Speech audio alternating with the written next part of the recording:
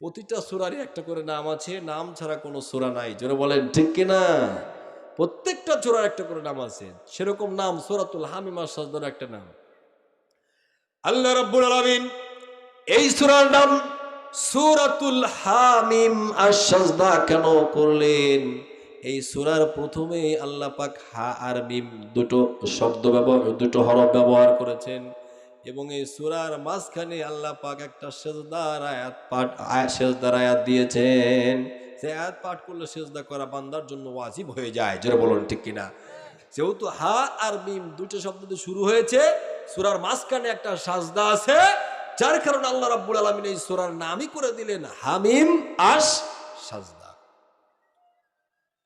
প্রিয় ভাইরা, সূরাটা যেহেতু মাক্কি সূরা, মাক্কি সূরার মানে হলো মক্কার জীবনটা নবীজির কমলা লেবুর কোষ আর আঙ্গুরের রস, বেদানার রস, দুধের সর খায়া কাটছে। জোরে বলেন কাটছে। মক্কার জীবনটা কিন্তু কমলা লেবুর রস, মধু খায়া কাটে নাই। নবীজি মক্কায় ছিলেন যতদিন কাফের মুশরিকদের নির্যাতন হয়েছে ততদিন। জোরে বলেন ঠিক কিনা? জোরে বলেন ঠিক কিনা? মক্কায় বিশ্বনবী মুহাম্মদ রাসূলুল্লাহ সাল্লাল্লাহু আলাইহি ওয়াসাল্লাম যতদিন অতিবাহিত করলেন, আমার নবীজির নবুয়তের সার্চ পাওয়ার পর একটা দিনও কাফেরেরা নবীকে শান্তিতে থাকতে দেয়। মক্কার জীবনটাই একটা সংগ্রামী জীবন, একটা বিপ্লবী জীবন, যেই জীবনে শুধুমাত্র কাফের মুশরিকদের নির্যাতন নিপীড়নের স্টিম রোলার বিশ্বনবী এবং সাহাবী আজমাইনেরা সহ্য করেছে। জোরে বলুন ঠিক কিনা? আমার প্রিয় ও ভাইয়েরা, আল্লাহ রাব্বুল আলামিন আলোচ্য আয়াতে কারিমা সূরাতুল হামিম আস-সাজদা নাজিল করলেন কেন? আমার বাবাজিরা, কোন সময়ে সূরাতুল হামিম আস-সাজদা নাজিল করলেন? আল্লাহর নবীর চাচা হযরতে আমিরে হামজা রাদিয়াল্লাহু তাআলা আনহু যখন ইসলাম গ্রহণ করলেন এবং হযরতে ওমরে ফারুক রাদিয়াল্লাহু তাআলা আনহু ইসলাম গ্রহণ করবেন, এখনো করে নাই, করা বাপ।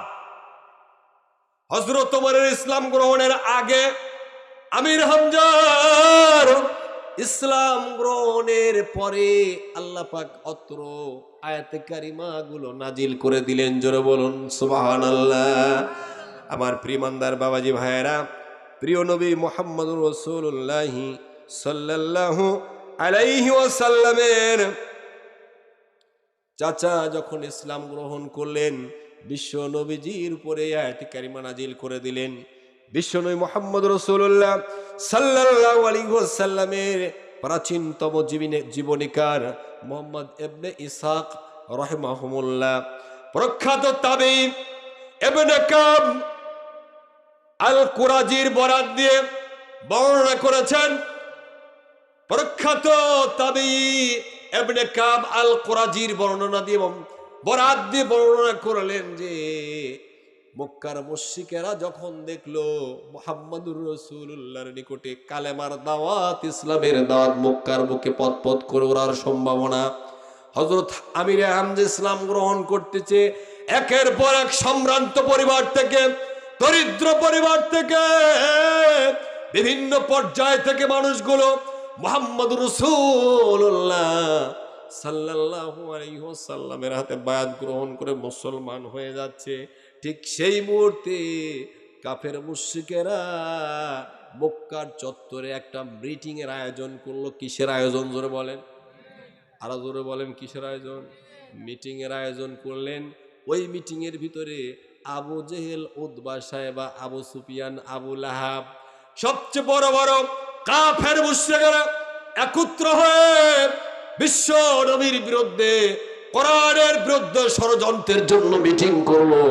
সেই মিটিং এ যখন বসেছে মক্কার চত্বরে, কাবা ঘরের চত্বরে, কাবা ঘরের ওই চত্বরের এক পাশেই আমার প্রিয় নবীজিও উপস্থিত ছিলেন। জোরে বলুন সুবহানাল্লাহ, জোরে বলুন সুবহানাল্লাহ। আমার নবীজি, প্রিয় নবীজিও উপস্থিত ছিলেন। ও মুসলমান বাবাজি ভাইরা, এই কাফের মুশরিকদের নিকটে, এই কাফের মুশরিকদের মধ্যে একজন সিনিয়র পারসন কাফের ছিল, সিনিয়র পারসন কাফের ছিল। তার নাম হলো উতবা ইবনে রাবিয়া। উতবা ইবনে, যারা বলেন নামটা কি? উতবা ইবনে রাবিয়া। এ হলো আবু সুফিয়ানের শ্বশুর। আবু সুফিয়ানের শ্বশুর। এই ব্যক্তি সমস্ত কাফের মুশরিকদেরকে বললেন, ও কাফের মুশরিকেরা, মক্কার নেতারা, আজকে আমি তোমাদের নিকটে একটা ভাষণ দেব, ভাষণটা শুনতে হবে। বললেন কি ভাষণ দিবা বলো তো একটু শুনি। তখন ওই ব্যক্তি বললেন, উতবা ইবনে রাবিয়া বললেন, মুহাম্মদুর রাসূলুল্লাহ সাল্লাল্লাহু আলাইহি ওয়াসাল্লাম যে কালিমার দাওয়াত দিচ্ছেন, যে রিসালাতের দাওয়াত দিচ্ছেন, সে যে নবুয়তের দাবি করেছেন, আমি তার নিকটে কয়েকটা প্রস্তাব করব। কি করব? কয়েকটা প্রস্তাব করব। সেই প্রস্তাবের যে কোনো একটি যদি সে গ্রহণ করে এবং কালেমার দাওয়াত বন্ধ করে দেয়, ইসলামের দাওয়াত বন্ধ করে দেয়, রিসালাতের দাওয়াত বন্ধ করে দেয়, তাহলে আমাদেরও সেটা মেনে নিতে হবে, আমাদের সেটা মেনে নিতে হবে। কাফের মুশরিকেরা বলল, আচ্ছা ঠিক আছে, আপনি প্রস্তাবগুলো করেন। সে যদি যে কোনো একটা প্রস্তাব গ্রহণ করে, আমরা সেই প্রস্তাব তাকে আমরা পূরণ করে দেব। আর সে কি করবে? কালেমার দাওয়াত বন্ধ করে দেবে। এই সিদ্ধান্ত গ্রহণ করলো সমস্ত কাফেরেরা। উতবা ইবনে রাবিয়াকে বললেন, আচ্ছা তুই মুহাম্মাদের কাছে যাও। আমার নবীজি কাবার চত্বরে বসে আছেন, বিশ্ব নবীর নিকটে চলে গেলেন। আমার নবীর কাছে গিয়ে বললেন, ভাতিজা মুহাম্মদ। আমার নবীজি উতবা ইবনে রাবিয়ার দিকে তাকালেন। উভয়ের দিকে যখন দৃষ্টি দিলেন, উতবা ইবনে রাবিয়া বললেন, ভাতিজা, আমি তোমারে কয়েকটা প্রশ্ন করব, কয়েকটা প্রস্তাব দেব, প্রপোজ করব। এর যে কোনো একটা যদি তুমি গ্রহণ করো, তাহলে তোমাকে আমরা সেই প্রস্তাবটা পূরণ করে দেব। আর তুমি হলো মক্কার ভিতরে একটা শ্রেষ্ঠ বংশের সন্তান, তোমার আগে একটু পরামর্শ দিচ্ছি, তুমি যে পথে আগাচ্ছ, তুমি যে পথে অগ্রসর হয়েছ, তোমার বংশের লোকেরা তোমার জন্য বিপদগ্রস্ত হয়েছে। এরকম হয় কি হয় না? জোরে বলেন। সওয়াল যদি একটু সত্যবাদী হয়, একটু আলেম হয়, বাপ মার বেকায়দা বাড়ে না কমে? জোরে বলেন, বাড়ে না কমে? সমাজের বদমাইশ শ্রেণীর কিছু লোক আছে, বলে অমুকের সওয়াল বড় নেতা হয়ে গেছে। জোরে বলেন, ঠিক কিনা? অমুকের ভাইস্তে খুব বড় নেতা হয়ে গেছে, অমুকের ভাই বড় নেতা হয়ে গিয়েছে। জোরে বলেন, ঠিক কিনা? অমুকের ভাই বড় গরম হয়ে গিয়েছে, নেতা হয়ে গিয়েছে। জোরে বলেন, ঠিক কিনা? এই যে আজ থেকে কয়েকদিন আগে আমাদের দেশের শ্রেষ্ঠ মুফাসসির নাম হইল আমিরে হামজা। কি জোরে বলেন? এই আমিরে হামজা এ কি চোর, ডাকাত, সন্ত্রাসী নে? তে এই যে 925 দিন জেল খাটলের কারণ কি? ওর বাপ কি শান্তির ছিল? বাইরে কি শান্তির ছিল? স্ত্রী কি শান্তির ছিল? একটাই অপরাধ, কোরআনের কথা মানুষের সামনে বলে। জোরে বলুন, ঠিক কিনা? জোরে বলেন, ঠিক কিনা মুসলমান? আমির হামজাকে জেলের মধ্যে রেখে তার ঈমানকে কেড়ে নেওয়া যায়? যায় কি? জোরে বলেন। আমির হামজাকে জেলের মধ্যে বন্দি করে রেখে তার বাপ মাকে কষ্ট দিতে পারো, তার স্ত্রীকে কষ্ট দিতে পারো, তার সন্তানদের কষ্ট দিতে পারো, কিন্তু আমির হামজার ঈমান এক জাররাও কমে। বরংস পাওয়ার যিনি বের করে দিয়েছে তিনি কে? জোরে বলেন, কে? কাফের মুশরিকেরা চায় যে এই কোরআনের ময়দান থেকে কোরআনের হক কথা বলনো না, আলেমদেরকে কারাগারে বন্দী করলেন, জেলের মধ্যে আটকালেন, বিভিন্ন ভাবে নির্যাতন নিপীড়ন করলে কোরআনের কথা বলা বন্ধ হবে। এটা কি সত্য? জোরে বলেন, সত্য। কোরআনের ময়দানে বাধা আসবে যখন, কোরআনের ময়দান গরম হবে তখন, জোরে বলেন, ঠিক কিনা? আমির হামজাকে আটকায় কোরআনের দাওয়াত বন্ধ করা যায়? গেছে কি? জোরে বলেন। ঘুমাইছেন না? ওয়াজ করা লাগবে 11টা বন্ধু, গরম আস্তে আস্তে হোক নাকি? আমার ভাইরা, হুজুররা কখনো সমস্যা দেখে ভয় পায় না, কাফনের কাপড় মাথায় নিয়ে ঘুরে বেড়াই, জোরে বলেন ঠিক কিনা? ওহারা চাহুক দাসের জীবন, আমরা শহীদি মৃত্যু চাই, জোরে বলেন ঠিক কিনা? মুসলমান শহীদি মৃত্যু চায়, কার কাফেরেরা মৃত্যু দেখে পালিয়ে বেড়ায়, জোরে বলেন ঠিক কিনা? মাত্র গাজার ছোট্ট একটা এলাকা, তাম পৃথিবীর সুপার পাওয়ারেরা গাজা হলো প্লাস চাইনার ছোট্ট একটা আমার উপজেলার মতো, কয়েকটা উপজেলার মতো একটা জায়গা, আর সেই উপজেলারই একটা সশস্ত্র সংগঠন হলো হামাস, জোরে বলেন ঠিক কিনা? এই হামাসের মুজাহিদ ভাইরা তাম দুনিয়ার সুপার পাওয়ারদের বিরুদ্ধে সংগ্রাম, জিহাদ, মুজাহাদা করতেছে কিনা, জোরে বলেন করতেছে কিনা? তারা বলে যে তাদের 7 দিনে হত্যা করব, 2 মাসে হত্যা করব, আমরা তাদেরকে বিভিন্নভাবে নির্যাতন নিপীড়ন করে শেষ করে দেব। হামাসের ভাইরা সুরঙ্গ দিয়ে মৌমাছির মতো বের হয়ে চতুর্দিক দিয়ে কাফেরদের জাহান্নামে পাঠায়, জোরে বলেন ঠিক কিনা? জোরে বলেন ঠিক কিনা? মুসলমানেরা কখনো মৃত্যুকে ভয় পায় না, মুসলমানেরা মৃত্যুকে ভয় পায় না, বাধা বিপত্তিকে ভয় পায় না, জেল জরিপনাকে ভয় করে না, কামানের গুলিকেও কি আমরা ভয় পাই? আসুক না যত বাধা, যত ঝড় সাইক্লোন, রাসূলের পথে মোরা চলবো, জীবন বাজি রেখে দিনের নিশান মোরা বাংলার আকাশে উড়াবো, জোরে বলেন ঠিক কিনা? মোরা কামানের মুখোমুখি দাঁড়িয়ে, মোরা কামানের মুখোমুখি দাঁড়িয়ে আল্লাহু আকবার বলবো, আসুক না যত বাধা, যত ঝড় সাইক্লোন, রাসূলের পথে মোরা চলবো, এ জীবন বাজি রেখে দিনের নিশান মোরা বাংলার আকাশে উড়াবো, জোরে বলো ঠিক কিনা? আল্লাহ কবুল করুন, সকলে বলুন আমিন। উতবা ইবনে রাবিয়া, ব্যাক টু দা পয়েন্ট, আমরা পিছনের দিকে যাই। উতবা ইবনে রাবিয়া আমার নবীকে বললেন, তুমি সম্ভ্রান্ত পরিবারের সন্তান, তোমার বংশের লোক তোমার জন্য বিপদে পড়েছে দাওয়াতি কাজ করার কারণে, আমি তোমাকে কয়েকটা প্রশ্ন করব, 5টা প্রশ্ন ও বিশ্ব নবীকে করলেন। এই 5টা প্রস্তাবের যে কোনো একটা প্রস্তাব যদি তুমি গ্রহণ করো, তুমিও সেফ হয়ে যাবে, তোমার বংশের লোকও সেফ হয়ে যাবে, আর তুমি যে আমাদের বাপদাদার ধর্ম থেকে সরে আসতে বলতেছো এটা বন্ধ হবে, সকলে শান্তি করে আরামে সমাজে বাস করতে পারবো। চিৎকার দিয়ে বলুন ঠিক কিনা? সকলে আরামে এসে বাস করা কি? আপনি আপনার প্রস্তাবগুলো বলুন। আমার নবী বললেন, উতবা ইবনে রাবিয়া, আপনি আপনার প্রপোজ গুলো করুন। 1 নম্বর প্রস্তাব করলো উতবা ইবনে রাবিয়া, ভাতিজা তোমাকে আমরা 1 নম্বর প্রস্তাব দিলাম মুশরিকদের পক্ষ থেকে, তুমি যে রিসালাতের দাওয়াত দিচ্ছ, দিনের দাওয়াত দিচ্ছ, এই দিনের দাওয়াত দিয়ে, রিসালাতের দাওয়াত দিয়ে যদি তুমি পৃথিবীর মধ্যে একজন সম্ভ্রান্ত ব্যক্তি, সম্পদশালী ব্যক্তি হতে চাও, মক্কার বুকে সম্পদশালী শ্রেষ্ঠ সম্পদের মালিক হতে চাও, তাহলে আমরা সমস্ত মক্কার মুশরিকেরা মিলে তোমাকে সম্পদ দান করব, জোরে বলুন না নাউজুবিল্লাহ বলে।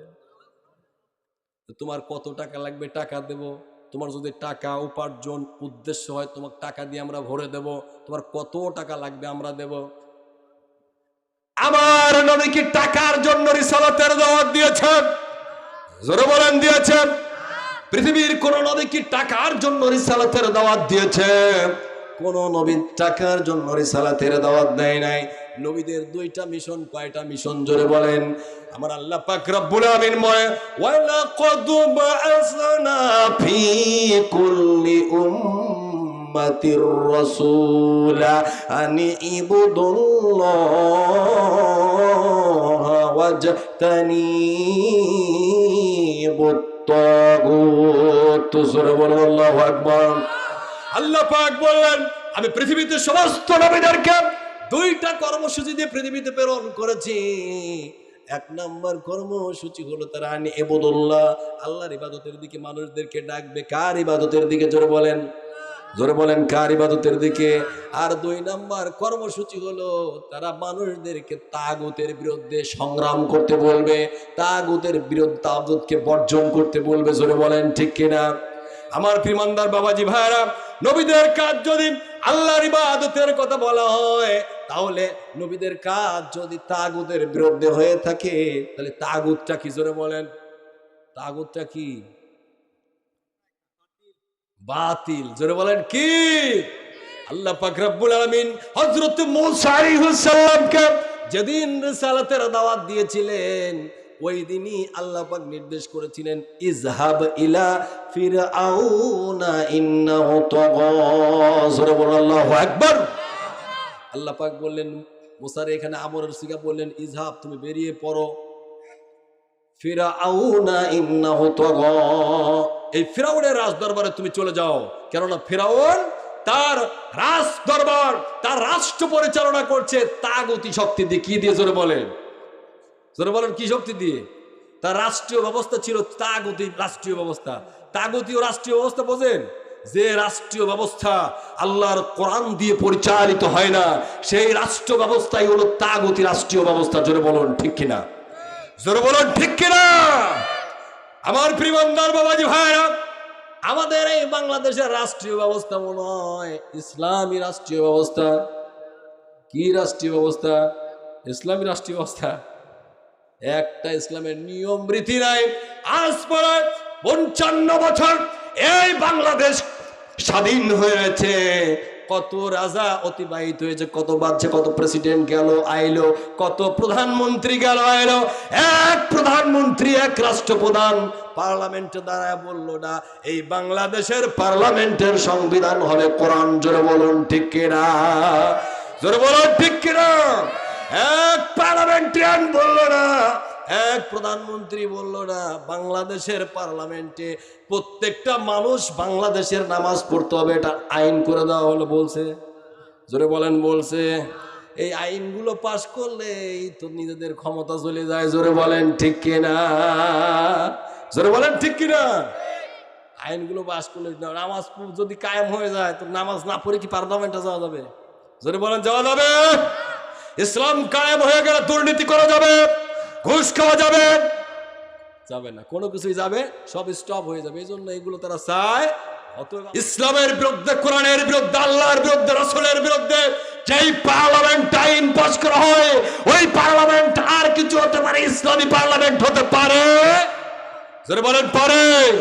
পারে না। প্রিয় সম্মানিত উপস্থিতি, আমরা এগুলো পছন্দ করি। তো আমার নবীকে, বিশ্ব নবীকে কি বলতেছে যে তুমি কত টাকা চাও, তোমাকে টাকা দেওয়া হবে, তবে তোমার দাওয়াতকে বন্ধ করে দাও। নবীকে টাকা দিয়েছেন কে? জোরে বলেন। আল্লাহ রাব্বুল আমিন কোরআনুল কারীমের মধ্যে বলেন, ও নবীজি, ওয়ালা সাওফা ইউতিকা রাব্বুকা ফাতারদা। জোরে বলুন আল্লাহু আকবার। নবীজি, আপনার রব আপনাকে অচিরেই এত নিয়ামত দেবেন যে আপনি তৃপ্ত হয়ে যাবেন, সন্তুষ্ট হয়ে যাবেন। আল্লাহু আকবার বলেন। আমার নবীকে, বিশ্ব নবীকে আমার আল্লাহ রাব্বুল আলামিন দুনিয়া এবং দুনিয়া এবং আসমানের, দুনিয়া এবং আসমানের, দুনিয়া এবং আসমানের রহমত এবং বরকতের ভান্ডার সমূহের চাবি আল্লাহ পাক বিশ্ব নবীকে দিয়েছেন। আমার নবীজি সেই চাবিগুলো গ্রহণ করেন। জোরে বলেন করছেন কি? আমার নবীজি একদিন ওই সাহাবীকে নিয়ে কবর জান্নাতুল বাকির কবরস্থান জিয়ারত করলেন। কবরস্থান জিয়ারত করে বের হয়ে আমার নবী ওই সাহাবীকে বললেন, সাহাবী, আমার আল্লাহ রাব্বুল আলামিন আমারে 2টা সুযোগ দিয়েছে। কয়টা? জোরে বলেন, আরো জোরে বলেন কয়টা? 1 নম্বর সুযোগ হলো আমাকে আল্লাহ রাব্বুল আলামিন কিয়ামত পর্যন্ত আমি পৃথিবীতে থাকবো, পৃথিবীতে আমি কিয়ামত পর্যন্ত থাকবো, আমাকে আমার আল্লাহ হায়াত দান করবেন, পৃথিবীর আমাকে রাজত্ব দেওয়া হবে, তারপরে আমি মৃত্যুবরণ করে আল্লাহর জান্নাতে যাব। জোরে বলুন সুবহানাল্লাহ। আরো জোরে বলুন সুবহানাল্লাহ। আমি সেটা চাই না, আমি সেটা চাই না। আমি আমার আল্লাহ, আমার রব, আমি আমার আল্লাহর নিকটের দিদারের জন্য প্রস্তুত হয়ে গিয়েছি। বলুন সুবহানাল্লাহ। ওই সাহাবী এই কথা শোনা মাত্র বলতেছি, ইয়া রাসূলুল্লাহ, হে আল্লাহ, আমার পিতামাতার কসম দিয়ে আপনাকে বলছি, ইয়া রাসূলুল্লাহ, আপনি আল্লাহর কাছে বলুন কিয়ামত পর্যন্ত যেন আল্লাহ আপনার হায়াতকে বাড়ায়া দেয়। জোরে বলুন সুবহানাল্লাহ, জোরে বলুন সুবহানাল্লাহ। কিয়ামত পর্যন্ত যেন আল্লাহ রাব্বুল আলামিন আপনার হায়াত বাড়ায়া দেয়, আপনি এটা আল্লাহর কাছে চান। তার সাহাবীরা আল্লাহ নবীকে কত ভালোবাসে দেখেন, নবীকে তারা ছাড়া বাঁচতে পারবে না, নবীকে ছাড়া কি বাঁচা যাবে? জোরে বলেন যাবে, যাবে না। এই জন্য সাহাবী বলতেছেন, ইয়া রাসূলুল্লাহ, আল্লাহ, আপনি আল্লাহর কাছে এই দোয়া করুন, আল্লাহ যেন আপনাকে এই পৃথিবীতে কিয়ামত পর্যন্ত জীবিত রাখে। সুবহানাল্লাহ বলেন। নবী কি জীবিত থাকতে পারতেন না? পারতেন কি না? কিন্তু আমার নবী কি দুনিয়ায় থেকেছেন? আমার নবী বলেছেন, আমি দুনিয়ায় থাকতে চাই না, আমার মহান রব আমার আল্লাহর দিদারের জন্য আমি প্রস্তুত হয়ে গিয়েছি। বলুন আল্লাহু আকবার, আরো জোরে বলুন আল্লাহু আকবার। আমার প্রিয় বান্দার মুসলমান ভাইরা, আমার আল্লাহ রাব্বুল আলামিন যেদিন বিশ্বনবীকে বলেছিলেন, বিশ্বনবী আপনি যা চান আপনাকে তাই দেওয়া হবে, আপনাকে সন্তুষ্ট করে দেওয়া হবে, আপনি কি চান বলুন। আমার নবী যে আসমানের দিকে দোকানে হাত তুলে দিয়ে গুনগুন করে কান্দে, আল্লাহ ডাক দিয়ে বলে, জিবরাইল, ও জিবরাইল, তুমি চলে যাও তো আমার প্রিয় রাসূলের কাছে। আমার নবীর কাছে গিয়ে বলে, আমার নবীজি কি চায়? জিবরাইল বলে, আল্লাহ তুমি কি জানো না? আল্লাহ কি জানে না? জোরে বলেন জানে না? আল্লাহ সব কিছু জানে। আল্লাহ বললেন, জিবরাইল, আমি জানলেও তুমি আমার হাবিবুল্লাহর কাছে যাও, তিনি কি চায়? আল্লাহর সম্মানিত ফেরেশতা হযরত জিবরিল আমিন বিশ্ব নবীর কানে কানে এসে বলেন, ইয়া রাসূলুল্লাহ, ইয়া হাবিবাল্লাহ, আপনি চানটা কি? আপনি গুনগুন করে কেন কাঁদেন? আপনি যা চান আল্লাহ আপনারা তাই দেবে, আপনি কি চান বলুন তো? আমার নবীজি বললেন যে আমি আল্লাহর কাছে চাই, আল্লাহ রাব্বুল আলামিন আমার গুনাহগার উম্মত গুলোর কি খবর করবে এটা আমি চাই। কিয়ামতের দিন আমার গুনাহগার উম্মত গুলোকে কি আমার আল্লাহ মাফ করবে, আমি এইটা চাই। জিবরাইল বলতেছে, ইয়া রাসূলুল্লাহ, আপনি যদি উহুদ পর্বতটা স্বর্ণ হয়ে যাক এটা যদি চান, উহুদ পর্বতকে স্বর্ণ করে দেওয়া হবে। আল্লাহু আকবার বলেন। আমার প্রিয় ভাইরা, আমার নবীজি দুনিয়ার ভয়ে দুনিয়ার জন্য পৃথিবীতে আসলেন।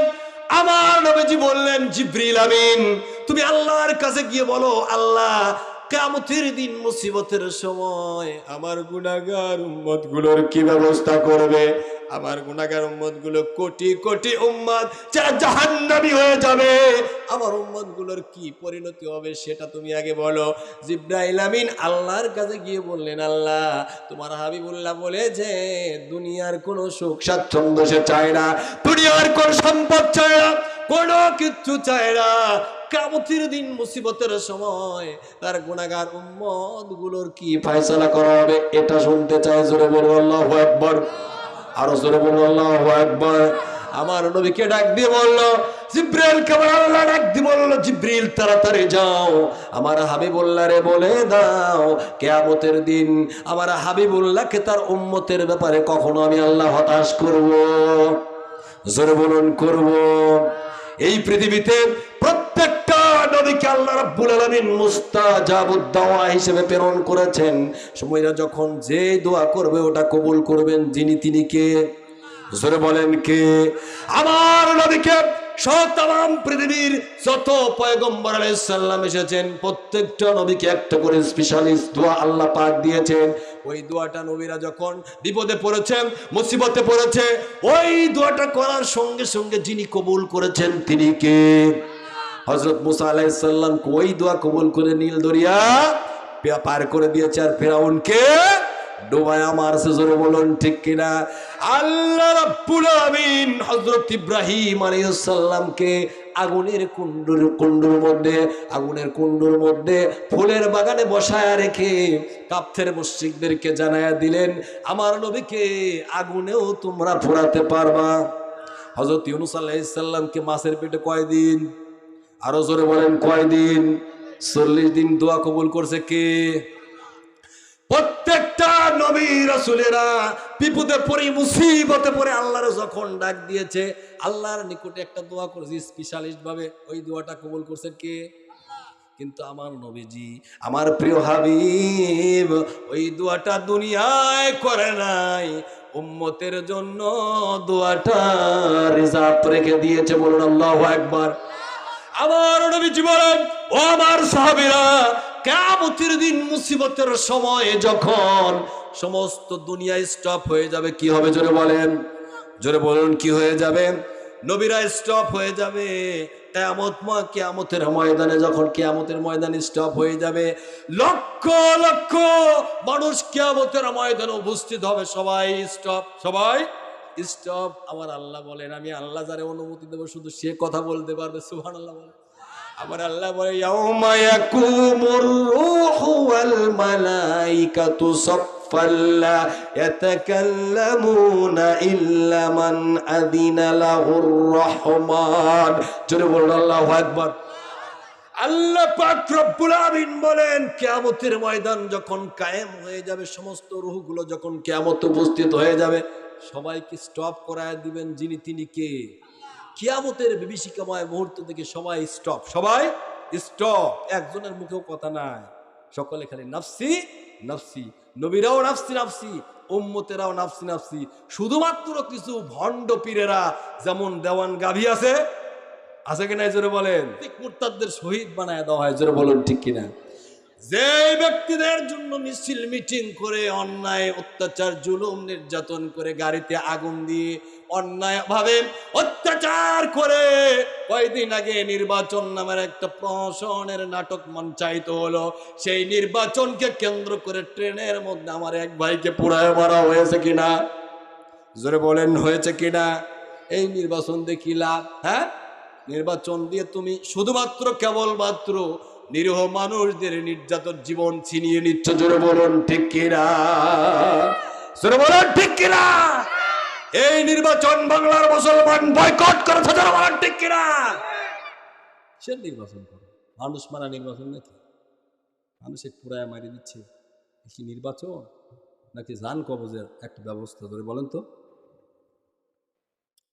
আমার প্রিয় ভাই, এই নেতা নেতৃবৃন্দ যাদের পিছে আমরা জীবনটা দিয়ে দিচ্ছি, এই নেতারাও আমাদের কোনো কাজে আসবে? আসবে কি? জোরে বলেন। নিজের বাবা, নিজের মা, নিজের ভাই, নিজের বোন, নিজের স্ত্রী, পরিবার পরিজন, কেউ কি আমাদের উপকারে আসবে? জোরে বলেন, আসবে? সন্তান কিয়ামতের দিন মুসিবতের সময় পিতার কাছে দৌড়িয়ে চলে যাবে, আব্বু একটা নেকি দেন, কবি তোমরা চিনি না। পিতা সন্তানের কাছে গিয়ে বলবে, আমার বেটা আব্দুর রহমান, আব্দুল সত্তার, আব্দুল করিম, দুনিয়ায় কত কষ্ট করেছি, নিজে না খাওয়ায়া তোমারে খাওয়াইছি, বেটা একটা নেকি দাও। বলে ভাগো। কিয়ামতের দিন সন্তান সন্তানকে বলে যাবে। আমার আল্লাহ বলবেন, ওই কিয়ামতের দিন বিভীষিকাময় মুহূর্তে আমার আল্লাহ রাব্বুল আলামিন বিশ্ব নবীকে মাকামে মাহমুদ দান করবে। আল্লাহু আকবার বলুন, জোরে বলুন আল্লাহু আকবার। আমরা প্রতিদিন নামাজের ভিতর যখন নামাজ মসজিদ পানে যখন আজান হয়, আজানের ভিতরে আমরা দোয়া করি না? আল্লাহুম্মা রাব্বা হাযিহি দাওয়াতি তাম্মাস সালাতিল কায়মাতি মুহাম্মাদান ওয়াসিলাতা ওয়াল ফাদিলা ওয়াদ দারাজাতির রাফিয়া আবআসহু মাকামান মাহমুদান আল্লাযী ওয়া'আদা ইন্নাকা লা তুখলিফুল মিআদ। জোরে বলুন আল্লাহু আকবার। আমরা আল্লাহর কাছে দোয়া করি, আল্লাহ তোমার হাবিবুল্লাহকে তুমি যে মাকামে মাহমুদ দেওয়ার অঙ্গীকার করেছো, তোমার হাবিবুল্লাহকে সেই মাকামে মাহমুদ দান করিও। জোরে বলুন আল্লাহু আকবার। আমার নবীজি মাকামে মাহমুদের সিজদায় পড়ে থাকবে, আমার আল্লাহ ডাক দিয়ে বলবেন, হাবিবুল্লাহ আজকে কিয়ামতের দিন সব স্টপ হয়ে গিয়েছে, আপনাকে পাওয়ার জন্য ইয়া রাসূলুল্লাহ আমার বেহেশত গুলো কাঁদতেছে, আমার ফেরেশতারা কাঁদতেছে, আমার মাকামে মাহমুদ কান্দে, আমার হাউজে কাউসার কান্দে। ইয়া রাসূলুল্লাহ আপনি সিজদা উঠান, সিজদা উঠায়া আমি আল্লাহ রাব্বুল আলামিন আজকে হাশরের ময়দানে যখন সবাই স্টপ, আমি আল্লাহ আপনারে হাশরের ময়দানে কথা বলার অনুমতি দিলাম। জোরে বলুন আল্লাহু আকবার। আরো জোরে বলুন আল্লাহু আকবার। আমার নবী আল্লাহর অনুমতি পেয়ে আমার আল্লাহ রাব্বুল আলামিনের দরবারে আমাদের জন্য, উম্মতের জন্য ফরিয়াদ করবে, আল্লাহকে ডাক দি বলবে, আল্লাহ আমি তোমার জান্নাত চাই না, তোমার মাকামে মাহমুদ চাই না, তোমার হাউজে কাউসার চাই না, আমি চাই তো আমার গুনাহগার উম্মত গুলোর কি ব্যবস্থা হবে। জোরে বলুন আল্লাহু আকবার, আরো জোরে বলুন আল্লাহু আকবার। হাসুরের ময়দানে আপনার উম্মত গুলোর পক্ষে সুপারিশ করার অনুমতি দিয়ে দিলাম। আল্লাহু আকবার বলো, জোরে বলেন আল্লাহু আকবার। হাসরের মিজানে পুলসিরাতে কোথাও মনে ভুলেছে আমাদের? ভুলবে কি? জোরে বলেন। নবীকে কে কে ভুলেছেন? আল্লাহকে হাত তুলে দেখান। আপনার নবীকে ভুলেছেন? আরে শ্রোতা গো, নবীর ওয়াজ শুনতে শুনতে নবীকেই ভুলে গেছে। নবীকে কি ভুলছি আমরা? নবীকে ভোলা যাবে? যাবে না। নবীকে যে ব্যক্তি ভুলবে সে হ্যাভি লস করবে, হ্যাভি লস করবে। কত লস করবে এটার চিন্তা কল্পনাও করা যায় না। যেখানে কিয়ামতের ময়দানে সব স্টপ, নবী রাসূল গাভী টাভি দিয়ে যা আছে সব স্টপ, পিতামাতা ভাই বোন সব স্টপ, ওই জায়গাও আমার নবী আমাদের ভুলবে। নবীর একটাই চাওয়া, একটাই পাওয়া, উম্মতি উম্মতি ইয়া হাবলি উম্মতি, আমার উম্মত গুলোর কি হবে, জোরে বলুন ঠিক কিনা। সেই নবীকে ঘুষ দিতেছে, কি দিতেছে? ঘুষ দিচ্ছে। উতবা ইবনে রাবিয়া বলছেন যে তুমি কত টাকা চাও, কত টাকা হলে তুমি এই পথ থেকে সরে আসবে? আমার নবী কি টাকা চায়? জোরে বলেন। আজ বাংলার ভূখণ্ডে এমনও আলেমে দ্বীন কোরআনের পাখিরা জেলের মধ্যে যখন কারাবন্দী হয়েছিল তাদেরকে প্রস্তাব দেওয়া হয়েছিল তোমরা আমাদের দলে আসবে, ইসলামের কথা কোরআনের কথা বলবে না, রাষ্ট্রের কোন বিষয়ে মাথা ঘামাবে না, তোমাদের ছেড়ে দেব, তোমাদের ফাঁসি দেব না। বললো ফাঁসির কাস্টে দিতে পারি, কোরআনের কথা বন্ধ করে দেওয়া যাবে? জোরে বলেন যাবে? কোরআনের কথা বন্ধ করে দেওয়া যাবে? তারা ফাঁসির কাস্টে গিয়েছে, কিন্তু ইসলামের কথা কোরআনের কথা বলা বাদ দেয়নি। যাদের হৃদয়ে আছে আল্লাহর ভয় তারা কবু পথ ভুলে যায় না, আল্লাহর প্রেম ছাড়া এই দুনিয়ায় কারো কাছে কোনো কিছু চায় না। জোরে বলেন। রাতের আধারে যারা সেজদাতে রয়, দু চোখের স্রোতে নদী জানো ভাই, জোরে বলুন ঠিক কিনা। সলনার চানি যতই আসুক, সলনার চানি যতই আসুক, পিছনে ফিরেও তাকাই না। যাদের হৃদয়ে আছে আল্লাহর ভয় তারা কবু পথ ভুলে যায় না, আল্লাহর প্রেম ছাড়া এই দুনিয়ায় কারো কাছে কোনো কিছু চাই না। বলো ঠিক কিনা। টাকা দিয়ে কি করবো? টাকা, নবী রাসূলেরা টাকার দিকে তাকায় না, ওলামায়ে কেরাম টাকার দিকে, পৃথিবীর সুখের দিকে তাকায় না। ইসলামের জন্য, কোরআনের জন্য যদি, কোরআনের কথা বলতে যদি নিজের জীবনটা উৎসর্গ করতে হয়, ওলামায়ে কেরাম তাও করবে, বাতিলের সঙ্গে মাথা নত করবে। করবে। টাকা দিয়ে সব কিনা যায়, আল্লাহর প্রেমিকদের কিনা যায়? প্রিয় সম্মানিত উপস্থিতি, এই হলো কাফেরদের প্রস্তাব। আমার নবীজি বললেন প্রথম প্রস্তাব বুঝলেন, দ্বিতীয় প্রস্তাবটা কি বলেন? দ্বিতীয় প্রস্তাবটা কি? উতবা ইবনে রাবিয়া বললেন আমাদের দ্বিতীয় প্রস্তাব হলো, মুহাম্মদ ভাতিজা তুমি যদি এই মদিনার মক্কার বুকে শ্রেষ্ঠত্ব অর্জন করতে চাও, যে মক্কার তুমি একজন শ্রেষ্ঠ মানুষ হওয়া, তাহলে আমরা তোমাকে মক্কার ভিতরে সর্বশ্রেষ্ঠ নেতা বানায়া দেব। কি বানায়া দেব? জোরে বলেন, জোরে বলেন। কি নেতা কি বানানো যায়? এখন কিন্তু নেতা বানানো হচ্ছে, নেতা বানানো হচ্ছে। আমার ইমানদার বাবাজি ভাইরা, নেতা এমন একটা ব্যক্তি হওয়া উচিত যে ব্যক্তিকে নেতা জনগণ বানাবে, আল্লাহর পক্ষ থেকে নেতা হবে। জোরে বলুন ঠিক কিনা, জোরে বলুন ঠিক কিনা। আমার নবীকে নেতা বানাবে কারা? কাফেরেরা। কি নেতা বানাবে? মক্কার প্রধানমন্ত্রী বানাবে। আমার নবী যদি প্রধানমন্ত্রী হয়, বলেন তো রাষ্ট্রপতি হবে কে? আবু জেহেল, উতবা, সাইবা, আবু সুফিয়ান। জোরে বলুন ঠিক কে? এই জন্য কাফের মুশরিকেরা জায়গায় নেতা বানায়, ওই নেতা কইল ভালো নেতা না, ওই নেতা কি ভালো নেতা? আমার নবীকে আমার আল্লাহ রাব্বুল আলামিন পৃথিবীর শ্রেষ্ঠ একজন পার্সন করে দুনিয়ায় প্রেরণ করে দিয়েছেন। নবীকে বলেছেন, নবীজি কাফের মুশরিকেরা আপনার বিরুদ্ধে যতই ষড়যন্ত্র করুক না কেন, লিইউযহিরাহু আলা দ্বীনি কুল্লিহি, তামাম বিশ্বময় আপনার প্রশংসা, আপনার শ্রেষ্ঠত্ব, আপনার বরত্ব আমি আল্লাহ পাক প্রচার করে দেব। জোরে বলুন আল্লাহু আকবার, জোরে বলুন আল্লাহু আকবার। আমার ভাই, আমার নবীর শ্রেষ্ঠত্ব মর্যাদা আমার আল্লাহ রাব্বুল আলামিন এত বাড়ায়া দিলেন যে পৃথিবীর এমন কোন জায়গা নাই যেই জায়গাটায় আমার নবীজির নাম প্রতিদিন 5 বার ঘোষণা করা হয় না। আশহাদু আন্না মুহাম্মাদুর রাসূলুল্লাহ। জোরে বলুন আল্লাহু আকবার। আযান হয় কি হয় না? আর্নিক গতির কারণে, বার্ষিক গতির কারণে সূর্য এবং চন্দ্র এবং পৃথিবীর সমস্ত গ্রহ নক্ষত্র, আল্লাহ বলেন ফি ফি ফি আল্লাহ রাব্বুল আলামিন বলেন সমস্ত গ্রহ নক্ষত্রগুলো নিজেদের কক্ষপথে ঘোরে। পৃথিবী ঘোরে, সূর্য ঘোরে, চন্দ্র ঘোরে। এই জন্য পৃথিবীর এক জায়গা দিন, এক জায়গা রাত। আমরা এখানে আছি এখন রাত, অন্য দেশে হলো এখন দিন। জোরে বলেন ঠিক কিনা? তাম পৃথিবী আর্নিক গতি, বার্ষিক গতির কারণে দিন রাত্রি হচ্ছে।